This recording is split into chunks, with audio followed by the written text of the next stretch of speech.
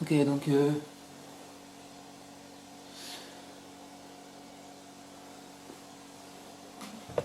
Donc...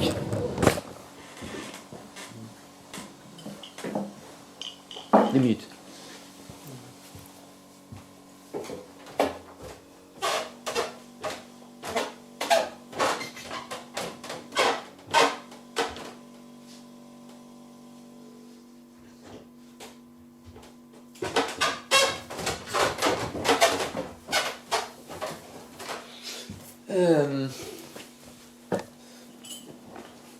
Donc je m'interroge sur mon travail aujourd'hui. Mon travail artistique et j'essaye de le définir.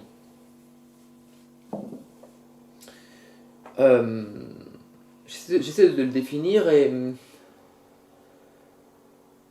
ce que je pourrais dire c'est que... Alors il y a plusieurs types d'art que j'ai fait, que je peux faire. Par exemple, je peux simplement être musicien. Et en tant que musicien, je fais de la musique. Et la musique en elle-même, voilà, c'est de la musique. Et quand je fais de la musique en tant que telle, je la fais pour moi, je la fais pour des amis, je la fais pour d'autres gens. Donc voilà, ça c'est... Voilà. Pareil, si je fais de la peinture, je fais de la peinture. Et je la fais pour moi, pour des amis, pour d'autres gens, pour personne, pour ce qu'on veut, bon voilà. Ok. Donc là, c'est un travail sur les formes en tant que telles, sur les choses, etc. Euh, Ces formes-là, elles sont importantes, elles sont intéressantes en elles-mêmes, euh, mais simplement j'ai l'impression que, en fait, c'est pas ça que je veux défendre publiquement. En fait, ce qui m'intéresse plutôt, de plus en plus, je crois, enfin en tout cas c'est ce qui m'a, c'est un petit peu le tournant que j'ai pris ces dernières années d'ailleurs aussi, je crois. Euh, Ça a été de partir d'une position d'artiste. Hein. Quand j'étais en école d'art, j'ai fait plutôt de la performance un peu multimédium. Je crois que c'était plutôt ça que j'ai un peu improvisé la performance et on a fait une sorte de performance d'improvisation qui mélangeait la lecture de texte, peut-être la danse, je sais pas trop si je faisais de la danse ou pas, la musique en tout cas, des gestes, des actions comme une sorte de performance, et puis des explications aussi, une sorte de petites conférences aussi, des petites explications, des petits exposés aussi. Comme ça. Et puis il y avait aussi des choses qui étaient aussi exposées d'ailleurs. Il y avait aussi des éditions aussi qui étaient accessibles.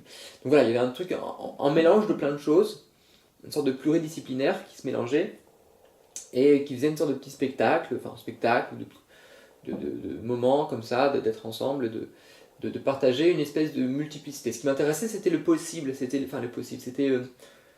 quelque part d'englober une multitude d'objets, de médiums, parce qu'il y avait l'idée que c'était un peu la liberté pour moi. Ça veut dire que euh, la liberté comme étant l'extension des possibles, avoir accès à un maximum de choses, ou en tout cas de lier entre eux différents objets, différents médiums, et d'assembler ça.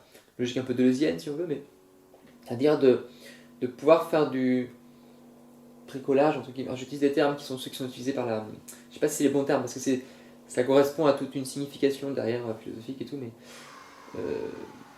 ça veut dire voilà, d'avoir quelque part de manière presque pas indifférenciée, mais sans hiérarchiser en fait, d'utiliser plein de médiums sans hiérarchiser, et de passer de l'un à l'autre quelque part, et d'avoir comme ça une espèce de liberté d'usage, on pourrait dire. Bon. Mais là finalement, je crois qu'en fait, voilà, si je fais un peu ça, alors ça me semble très pertinent, très intéressant à explorer comme paradigme. Mais en fait, j'ai l'impression que c'est pas exactement ce que j'ai fait ces dernières années. Ces dernières années, c'est pas ce qui s'est passé. Parce que j'avais ça en effet quand je suis sorti de l'école d'art.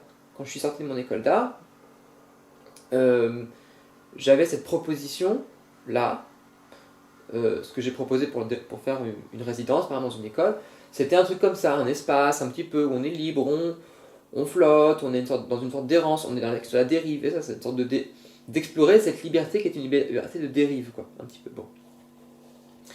Et puis,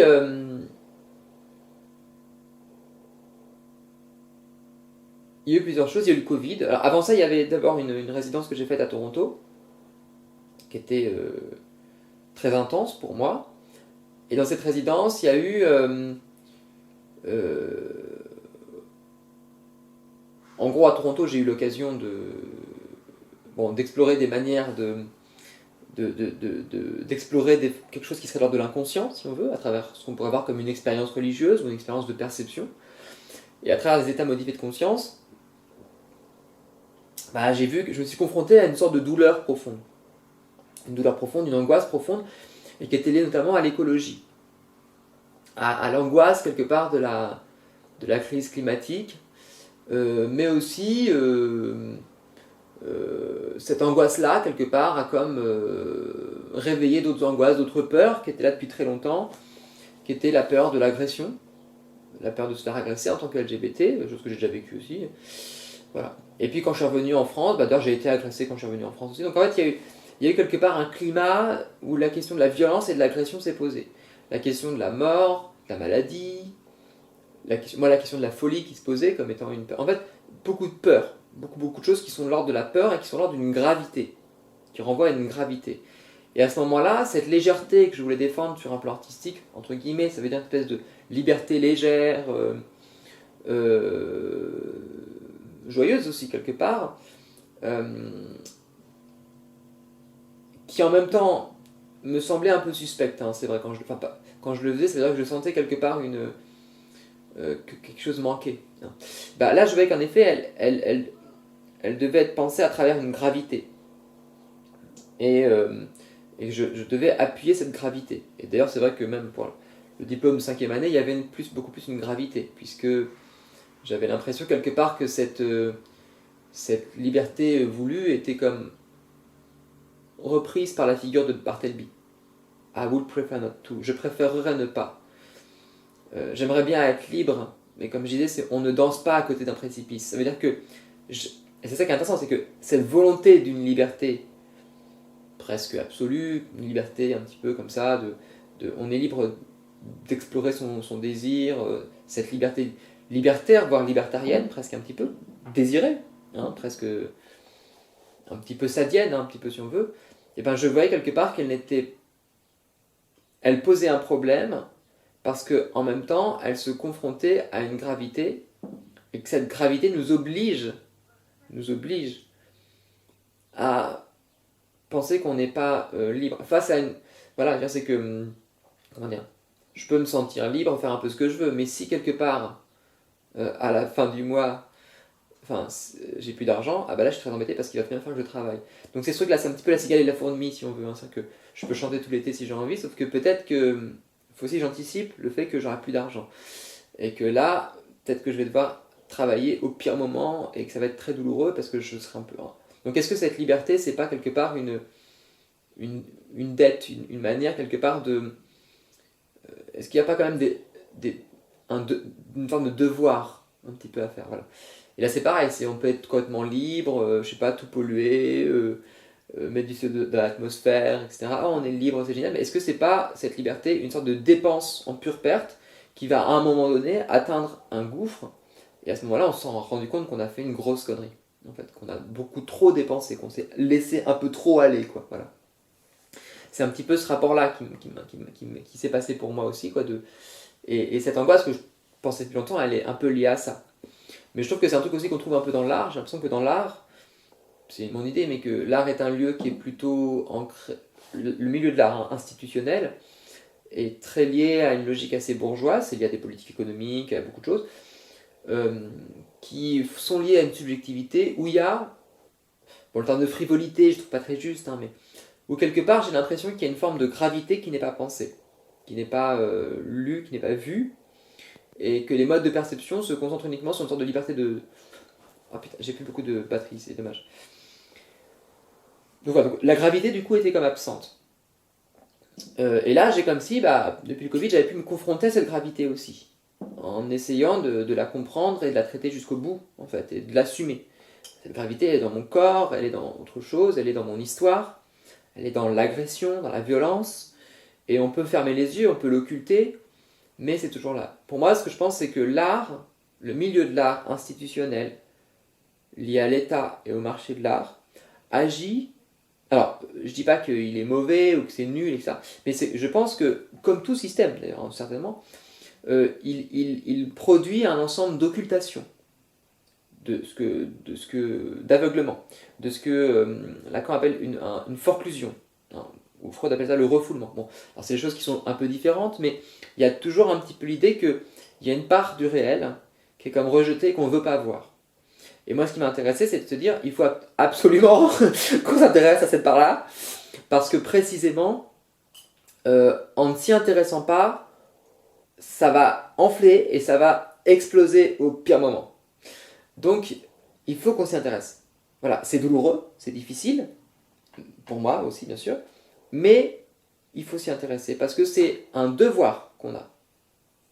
C'est un devoir en tant qu'artiste, pour moi, de se confronter, enfin, que moi en tout cas je me mets, de me confronter à ça, de me confronter à ce qui est grave, et à ce qu'une structure, un paradigme institutionnel, à un moment donné, a construit de telle manière qu'il s'en protège de ça. Voilà.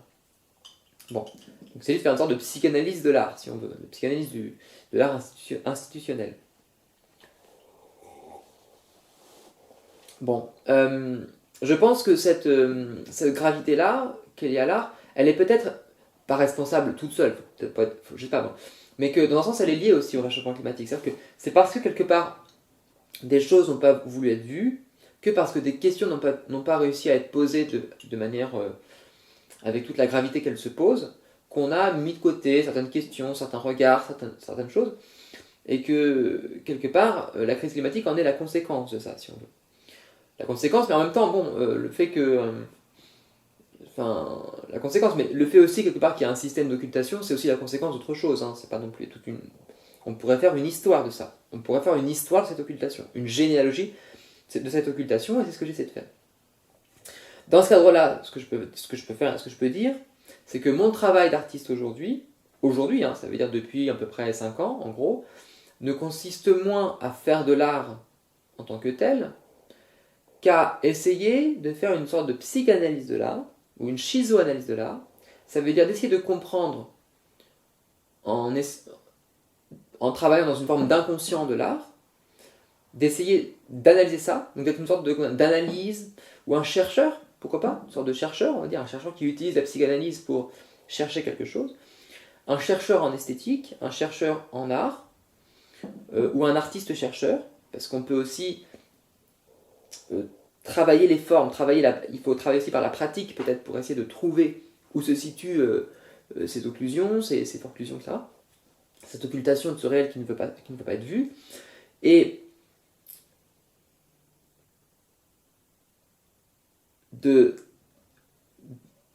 donc du coup, l'art que je fais, pour moi, je pense, c'est un art entre guillemets utile. C'est pas un art qui revendiquerait une position d'inutilité, c'est un art qui se fait résolument utile et qui est là pour résoudre des problèmes.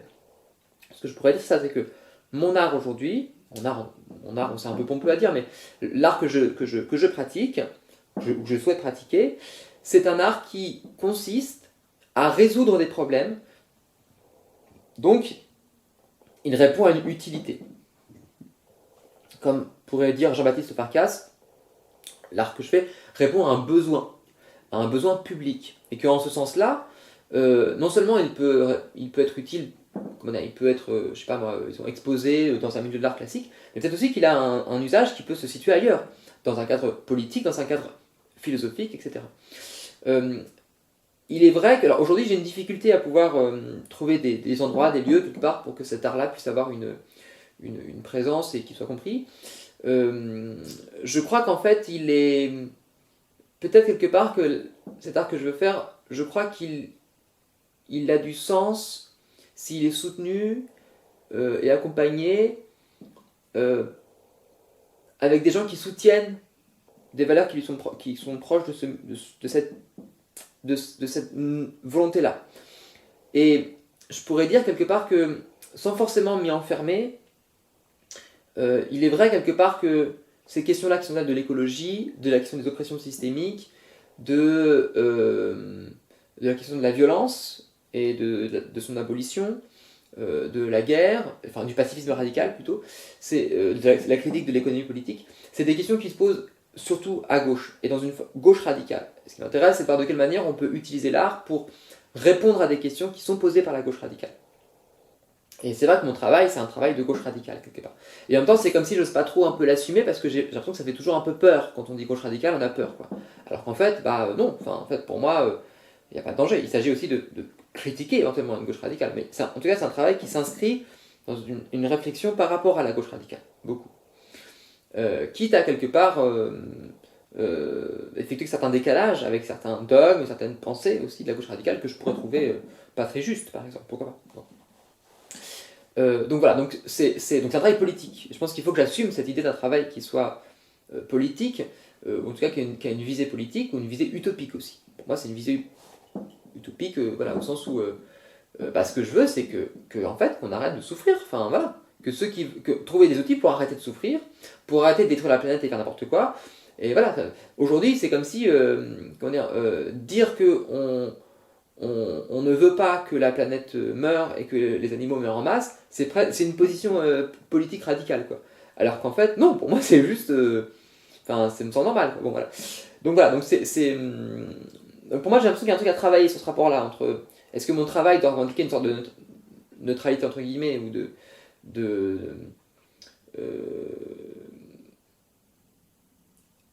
pour moi, c'est important qu'il y ait une forme de neutralité parce que c'est de la recherche. Donc il y a une neutralité, je vais pas dire axiologique justement, mais parce que... Enfin, pour moi, axiologique, ça veut dire les valeurs. Donc pour moi, il n'y a pas une neutralité axiologique dans mon travail. Il y a au contraire un positionnement axiologique marqué. Ça veut dire que mes valeurs, il y a des valeurs qui sont défendues. Mes valeurs, parce que sinon j'avance pas en gros. C'est une proposition que je fais, sinon c'est pas de l'art. Donc il y a une proposition que je fais. La proposition, c'est je veux qu'il y ait moins de souffrance pour ceux qui le souhaitent et plus de joie. Voilà, c'est un programme sympa quand même. Je veux dire, c'est compliqué de refuser ça. Mais pourquoi pas? Après, chacun, les gens peuvent vouloir la souffrance aussi, mais voilà. Et